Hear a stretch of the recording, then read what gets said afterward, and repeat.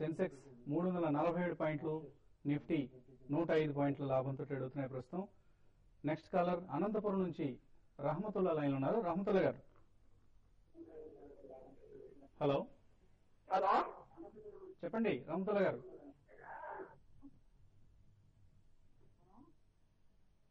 Hello,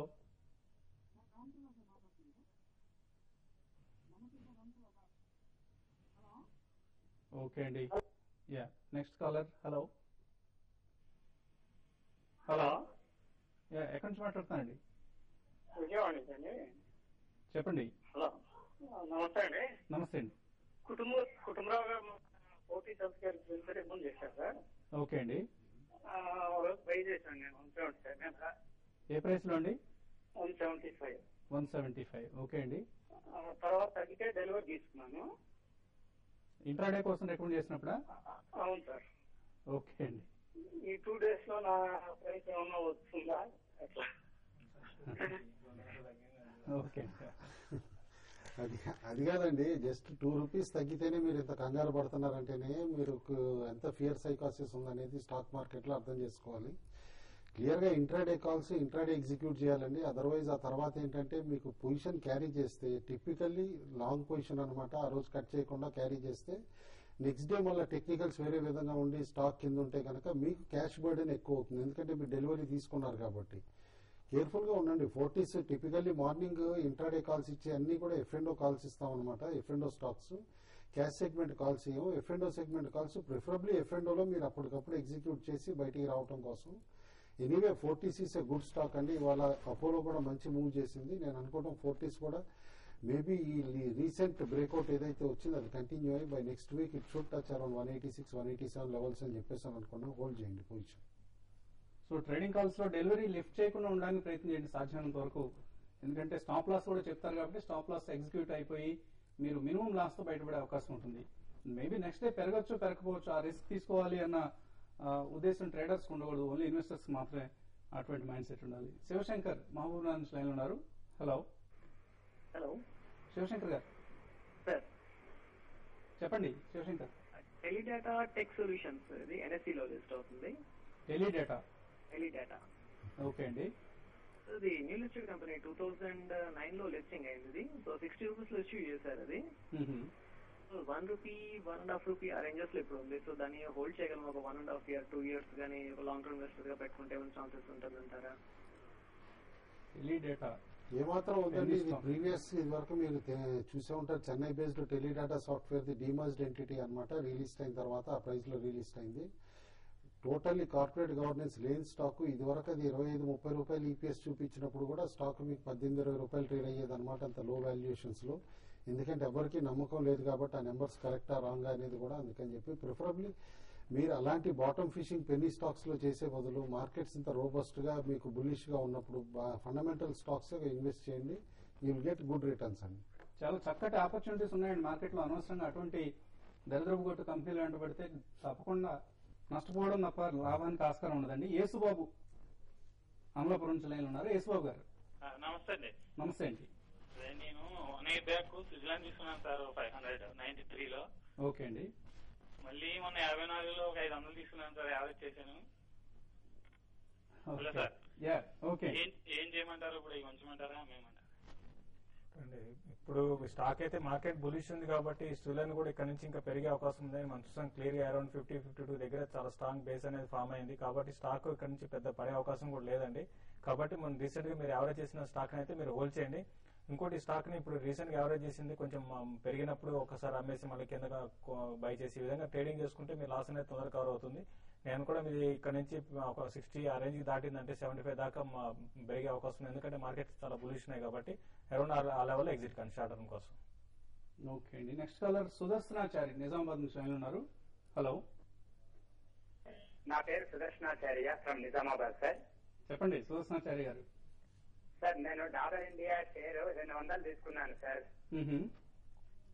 102 rupees మీద. Okay అండి. ఇది మిడ్ క్యాపా లార్జ్ క్యాపా, దీని టార్గెట్ ఎక్కడి వరకు ఎక్స్పెక్ట్ చేయవచ్చు sir? Dabur large cap stock ఏనండి. బట్ ఒకటి మీరు గుర్తుంచుకోండి, స్టాక్ ఎక్స్ బోనస్ అయిన తర్వాత న్యూ హై ఫామ్ చేసి అక్కడి నుంచి వీక్నెస్ చూపించింది అనమాట. కమ్ బోనస్ 216, 217 హై ఉండింది. అయితే ఎక్స్ బోనస్ అయిన తర్వాత అది 113 రూపీస్ దాకా వెళ్ళింది. అంటే కమ్ బోనస్ 226 దాకా అనమాట. చాలా ఎక్కువ స్టీమ్ రాలేదనమాట. న్యూ హై క్రాస్ అయినా కూడా అక్కడి నుంచి కరెక్ట్ అవుతుంది. But at 100 rupees strong support ఉందండి. 100 రూపీస్ స్టాప్ లాస్ కింద పెట్టుకుని హోల్డ్ చేయండి. మీరు ఎఫ్ఎండోలో కొనుంటే, లేదు డెలివరీ కొనుంటే కనుక ఫండమెంటల్లీ గుడ్ స్టాక్. రీసెంట్లీ ఒక ఎక్విషన్ కూడా చేశారు కాబట్టి దాని ఇంపాక్ట్ అనేది నెక్స్ట్ కపుల్ ఆఫ్ మంత్స్ లో రావచ్చు. ఈ క్వార్టర్లీ రిజల్ట్ వెయిట్ చేసి ఆ తర్వాత అమ్మండి. ఓకే అండి. నెక్స్ట్ కాలర్ నిజామాబాద్ నుంచి మరో కాలర్ లైన్ ఉన్నారు. వెంకటేష్ గారు. హలో, నమస్కారం సార్. నమస్తే అండి. సార్ నేను జైన్ ఇరిగేషన్ 1200 లో బై చేశాను ఓకే అండి. సార్ ఇది స్ప్లిట్ అవుతుంది అంటున్నారు. స్ప్లిట్ కు ముందు అమ్ముకోవడం మంచిదా, తర్వాత కొనుక్కోవడం మంచిదా? ఇంకోటి డీసీబీ షార్ట్ టర్మ్ లో ఇప్పుడు బై చేసుకోవచ్చా? జైన్ ఇరిగేషన్ అయితే మీకు లాస్ట్ కొన్ని రోజులుగా స్టాక్ అయితే కొంచెం సైడ్ వేస్ లో ఉందండి. ఇంకా చెప్పాలంటే వీక్ గా ట్రేడ్ అవుతుంది ఈ స్టాక్ అయితే మీరు ఉన్న కరెంట్ లెవెల్స్ నుంచి మీరు స్టాక్ అయితే మీరు హోల్డ్ చేసుకోమని సజెస్ట్ చేస్తానండి. ఇంకా ఈ స్టాక్ అయితే ఇంకా ఫర్దర్ గా బాగా కన్సాలిడేట్ ఇంకా పెరిగే అవకాశమే కనపడుతుంది. మీరు ఎట్లయినా హోల్డ్ చేసుకోవచ్చు. దానివల్ల ఇప్పుడు స్టాక్స్ పెట్టైనా కూడా దానివల్ల నష్టమేం లేదు. మీరు హోల్డ్ చేసుకునే సజెస్ట్ చేస్తానండి. ఇంకోటి డీసీబీ గురించి అడిగారు. డీసీబీ కూడా కరెంట్ లెవెల్స్ లో బై చేయొచ్చండి. మిడ్ క్యాప్ లో నేను అనుకోవడం ఇక్కడ ఇంకా మిడ్ క్యాప్ ఇంకా చాలా స్ట్రీమ్ ఉంది, పెరిగే అవకాశం ఉంది. కాబట్టి ఈవెన్ నిన్న మార్కెట్ పడుతున్న టైంలో కూడా మిడ్ క్యాప్ చూస్తే చాలా వరకు అన్ని స్టాక్స్ బాగా పెరుగుతున్నాయి. కాబట్టి డీసీబీని మీరు బై చేయొచ్చండి. ఓకే అండి. అలాగే ఎల్లుండి ఇన్ఫోసిస్ రిజల్ట్స్ రానున్న నేపథ్యంలో ఐటీ స్టాక్స్ ఇవాళ బాగా రన్అప్ రావడం గమనించాం, మనం ర్యాలీ రావడం గమనించాం. ఈ లెవెల్స్ లో ఎక్స్పెన్సివ్ అనిపిస్తున్నాయి. ఎక్స్పెన్సివ్ అని నేను అనండి. ఎందుకంటే ఫార్వర్డ్ ఎర్నింగ్స్ వైజ్ చూస్తే కనుక ఇంకా ఇన్ఫోసిస్ 23 PE ఉంది. కరెంట్ ఇయర్ ఎర్నింగ్స్ తోటేమో 28 PE దగ్గర ఉందన్నమాట. సేమ్ థింగ్ టీసీఎస్ చూస్తే కనుక ఫార్వర్డ్ ఎర్నింగ్స్ లో it is still at 18 PE and current earnings లో ఓన్లీ 23 PE అనమాట. కాబట్టి ఇంకా స్టీమ్ ఉంది. బట్ డెఫినెట్లీ ఇన్ఫోసిస్ ఇచ్చే గైడెన్స్ ని బట్టి చాలా ఇంపాక్ట్ ఉండొచ్చు అనమాట. ఎందుకంటే యూజువల్లీ ఇన్ఫోసిస్ గ్లోబల్ సినారియో మొత్తాన్ని పర్స్పెక్టివ్ లోకి తీసుకుని వాళ్ళు ఇస్తారనమాట. కాబట్టి guidance will play more important role than even result అని చెప్పేసి అని అంటాను. బట్ ఆల్ ఇన్ ఆల్ మాత్రం డెఫినెట్లీ ఇప్పుడున్న టెక్నికల్స్ కానీ స్టాక్స్ లో ఉన్న అక్యూములేషన్ కూడా చూస్తూ ఉంటారు. ఈవెన్ ఆప్షన్ యాక్టివిటీ చూస్తూ ఉంటారు ఇండివిజువల్ స్టాక్స్ లో. కరెంట్ లెవెల్స్ నుంచి అనదర్ 3 to 4% జంప్ అయినా కూడా ఐటీ స్టాక్స్ సర్ప్రైజ్ కాకూడదండి. ఓకే. ఫైనల్ గా ట్రేడర్స్ ఎటువంటి సలహా ఇస్తారు? ఒకటే 6200 కి క్రాస్ అయ్యే లెవెల్లో ఉందండి నిఫ్టీ స్పాట్ అనమాట. వన్స్ 6200 పైన కనుక ఎండ్ ఆఫ్ ది డే నిలబడితే కనుక you can be confident that రేపు న్యూ హై రావచ్చు, 52 వీక్ హై అనమాట. ఈవెన్ స్పాట్ నిఫ్టీ కూడా అని చెప్పేసి పొజిషన్స్ మాత్రం యాజ్ ఆఫ్ నో హోల్డ్ చేయమంటాను. కాస్త వొలటిలిటీ పెరిగింది కాబట్టి ట్రైలింగ్ స్టాప్ లాస్ మాత్రం పెట్టుకోండి. స్టాప్ లాసెస్ కూడా ఒకటండి ఇక్కడ కాస్త దూరంగా ఉంటాయి కాబట్టి కేర్ఫుల్ గా మీ రిస్క్ అపెటైట్ ని బట్టి పెట్టుకోమని అడ్వైజ్ ఇస్తాను. But use any sharp decline to buy only, not to short cell. So most of the scripts లో ఇండివిజువల్ స్టాక్స్ లో చాలా యాక్షన్ ప్యాక్డ్ మూమెంట్స్ గమనిస్తాం మనం. 52 వీక్ హైస్ టచ్ చేస్తున్నాయి. ఎటువంటి సలహా ఇస్తారు? పొజిషన్ అయితే హోల్డ్ చేసుకోమని చెప్తానండి. ఎందుకంటే ఈ ఇప్పుడున్న ర్యాలీ చూస్తే ఏంటంటే Nifty guarantee, Nifty and Sensex రెండు కూడా న్యూ హైస్కి వెళ్ళే అవకాశం కనపడుతుంది. ఆ తర్వాత ఒక కరెక్షన్ వచ్చి రావచ్చు. కాబట్టి కొంచెం అంటే భయం చాలా వరకు అందరూ ఏంటంటే ఫియర్ అనేది బాగా ఉందన్నమాట. మార్కెట్లో హైక్ వస్తున్నాయి, ఇక్కడ నుంచి కరెక్ట్ అవుతుందని. అయితే అది పెట్టుకోకుండా మార్కెట్లో ఎవరి డిక్లైన్ లో లాంగ్ పొజిషన్ తీసుకోవచ్చు. కానీ ఫియర్ గా ఉండే వాళ్ళు, మార్కెట్ భయంగా ఉండే వాళ్ళు మాత్రం కొన్ని డిఫెన్స్ స్టాక్ లైక్ ఫార్మా అటువంటి ఎఫ్ఎంసీజీ దాంట్లో బై చేయొచ్చు. సిప్లా ఒకటి ఈ రోజు మైనస్ లో ఉంది, అది రేపు పెరగడానికి అవకాశం ఉంది, దాన్ని బై చేయొచ్చు. దాని తర్వాత అలహాబాద్ బ్యాంక్ ఒకటి ఉంది, దాన్ని కూడా మీరు ఒకటి 4-5 రోజులు ట్రేడింగ్ కోసం బై చేయొచ్చు. మా మార్కెట్స్ అయితే ఓవర్ బై అండ్ లార్జ్ ఏంటంటే బాగుండే అవకాశం ఉంది. ఎవరీ డిక్లైన్ బయింగ్ ఆపర్చునిటీగా తీసుకోమంటారు.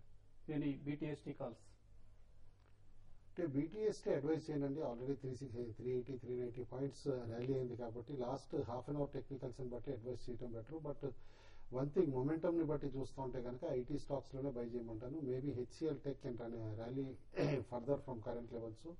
పట్నీలో కూడా మంచి మూవ్మెంట్ కనిపిస్తుంది కాబట్టి both HCL tech and Patni కొనొచ్చు.